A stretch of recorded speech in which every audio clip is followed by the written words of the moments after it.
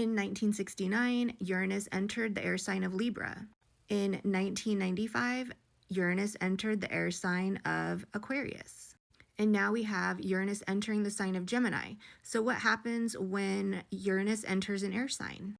Well, it's going to coincide with some way how people connect, how we think, and how we organize society. So when we saw Uranus in Libra, the theme was going to be around relationships and revolutions. Socially, things like contracts were going to be rewritten. Equality came into a big focus. Collectively, we had the civil rights movement. We saw feminist movements. Women were redefining roles.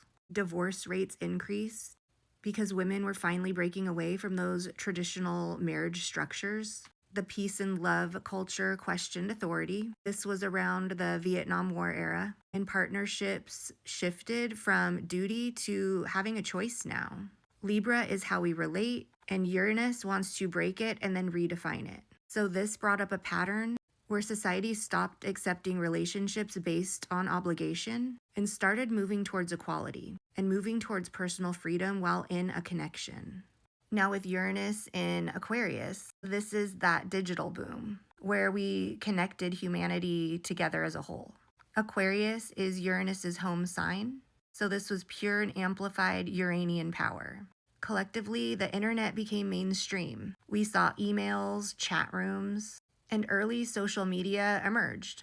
That was what was called the dot-com boom, and it definitely reshaped the economy. Technology began decentralizing information, and communities moved from the physical and into the digital world. Aquarius is the collective, it's the network, and Uranus is innovative, disruptive in its electricity. So the pattern we saw while Uranus was in Aquarius was humanity shifting from a local connection and into a global network. This is the first time we became a digitally connected species.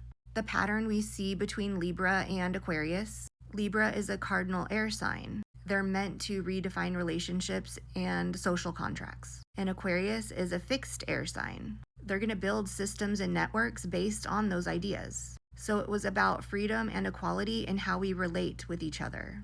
And then we created the systems and technology that allow it to happen at a large scale. So now we're having Uranus moving into Gemini. And Gemini is different than the other air signs. Libra is about relationships, Aquarius is the systems, but Gemini, that's the mind itself. And so this is where it can get intense. Uranus in Gemini is activating communication that's being completely transformed.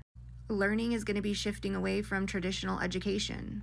Identity is going to be shaped by information streams, and reality can become blurred between the physical and the digital. Gemini is the perception, it's the language, the nervous system. And Uranus is disruption, awakening, and acceleration. The pattern here is that we're actually completing an air cycle evolution. So Libra, we changed the way we related back in 1969. And by 1995, when it moved into Aquarius, we built those systems so we can connect with each other. And now in 2026, it's moving into Gemini, changing how we think and how we perceive reality itself. So this isn't just social or technological. This is inside of ourselves. Uranus in Gemini is going to rewire the human brain. So maybe we're liberating our perception itself. Since we liberated the relationship roles, and we liberated the information access. And when you add in Pluto in Aquarius now, that just brings the transformation of the collective system. So Uranus in Gemini can bring the awakening of the individual mind. And Neptune in Aries, that's the new identity and spiritual initiation. So it seems that humanity is moving from a more structured reality and into a more self-directed consciousness.